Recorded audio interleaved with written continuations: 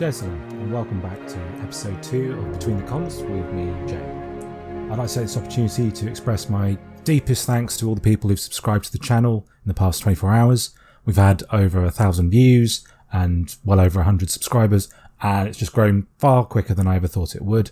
Just goes to show how much pent-up enthusiasm there is for the xenolinguistic side of Star Citizen. I'd like to extend a special thanks to BoardGamer for giving us a shout out. Without his support, I'm sure we wouldn't have grown anywhere near as fast, and I hope to be able to contribute to the wider community going forward. In the last episode, we got to grips with pronunciation and writing. Let's look ahead over the next few episodes to round out our sort of names module. In this episode, we're going to look at simple names that have direct equivalents in standard Xi'an pronunciation. In the next episode, we're going to look at how pitch is written and pronounced. In episode 4, we're going to look at features of the language which allow you to both say or write a non-standard name, or a bit more of a wider net for what we can allow on names. And episode 5, we're going to look at tips for actually writing that, putting down on paper, including perhaps having a little look at how I do my digital calligraphy effect.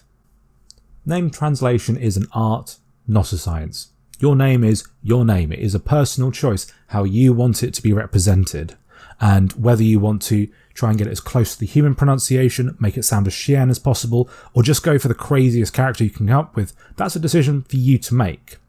I'm going to be trying to show you my style of approach, where I do try to make it sound as much like a natural Xi'an name as possible.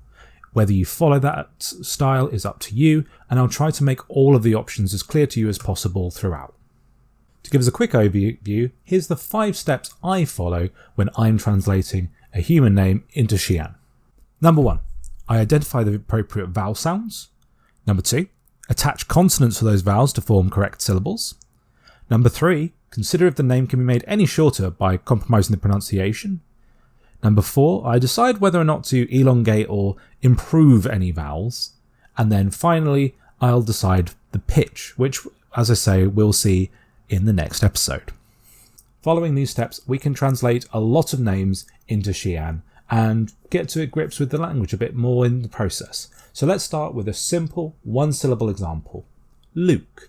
So step 1, we're starting with the vowels. As you remember from the last episode, every one of the 4 common syllable patterns contains a vowel. Therefore, the number of vowels expresses the maximum number of syllables that we could possibly have in the name.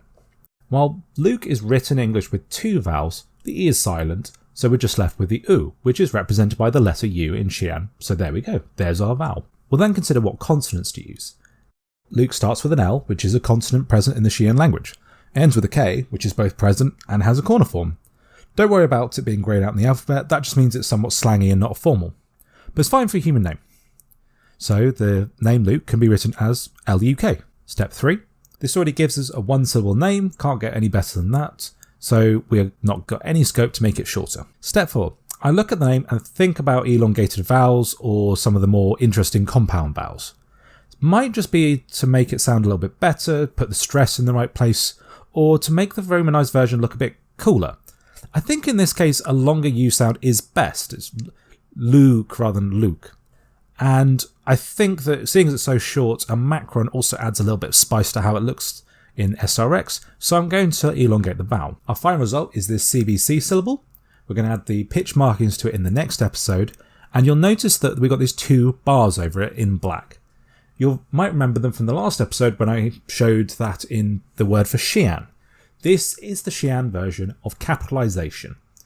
In a name, it'll always appear over the first syllable of the name, and it won't appear over the others. Sometimes in words you will get a capitalisation in the middle of the word, particularly when it references a species. So Ten Xi'an, which means food of the Xi'an, has a capitalisation in the middle, not at the start. Sao Shan, Sao Hume, which means the Xi'an Empire and the Human Empire, i.e. the UEE, they both have capitalisation on both Sao and the species, Xi'an, Hume. Now let's look at a 2-syllable name, Michael. The first syllable, the vowel's very easy. I is represented by AI, so there we go. I'm British, so I would often say Michael, which might be with the sound. But you could also just say the sound, so Michael. Perfectly fine. That's a bit of a place where choice will come into it, expressing your pronunciation of your name. We then attach the consonants. The consonant sounds in Michael correspond to the Xi'an consonants M, K and L. All three have corner forms, and so are eligible to go at the end of syllables if we need them to. The only decision we have to make is whether K sits at the end of the first syllable or at the start of the second syllable. I think that Michael sounds more appropriate than Mike-L, so I'll be placing the K at the start of the second syllable. Step 3. Can the name be made shorter? Xi'an love to try and push things down to as few syllables as possible. You could drop the second syllable and just go for Mike, but that's a different name.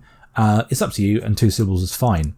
We've never seen a Xi'an name over 3 syllables, and it's then that you might want to start really thinking about cutting things down.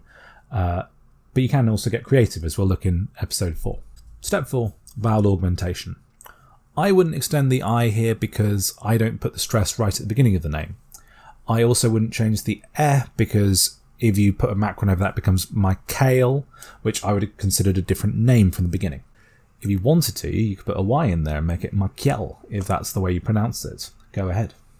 And these are the Xi'an characters we came up with the capitalisation marks. You might remember from the official videos that Xi'an can either be written vertically or horizontally, and I always think that vertical looks nice for names. Now let's try a 3-syllable name, and this time we're going to do a woman's name. Emily. Step 1, the vowels. E. Step 2, the consonants. M, li. Perfectly simple. Step 3. We're at 3 syllables, and as I said, there aren't any examples that we've seen of Xi'an names that are 3 syllables or more.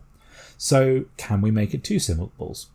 We could make it Emily, which I think preserves enough of the original pronunciation that people would understand it, and it gets us down to 2 syllables. So I'm going to do that. I think that this will also have the nice advantage of removing a rather sparse character from the middle of the name. Step 4. Vowel augmentation.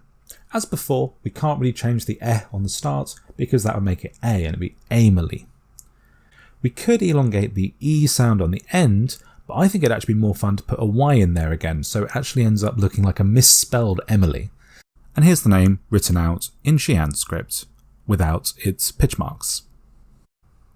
To finish off our set, it would be good to go into the pitch episode with a 1-syllable female name. I've selected May. I'm not going to go through every step this time, just think for a second how we would translate May. While you think about that, let's summarise what we've learned in this episode. Number 1, native Xi'an names tend to be 1 or 2 syllables, but you're not obliged to follow that pattern. It's easiest to start by working out the vowels of each syllable. Capitalisation is denoted by 2 lines over a syllable, is found in the first syllable of proper names, and can appear in the middle of a word. And finally, it's your name, so it's your choice. As long as you're making good syllables like we defined in the last episode, nobody can really tell you that your name is wrong. So by now you might have an idea of how we would have written May, and this is what I came up with. The worksheet for this episode consists of a number of names for you to translate to Xi'an or back. Don't worry if you get slightly different answers from me. Part of that vowel augmentation step, I think a lot of style can come into it. You might at this point be worried that you still can't see how to translate your name into Xi'an. Don't worry, in episode 4 we're going to get a whole extra set of tools to help you with that. Please do like this video if you enjoyed it, subscribe for more, and comment if you have any feedback, suggestions, or if you have any trouble with the worksheet. We'll be seeing all 4 of those names again next episode when we're going to put some pitch markings on it. I hope you'll join me for that, and until then, Jan Lekol. Study well.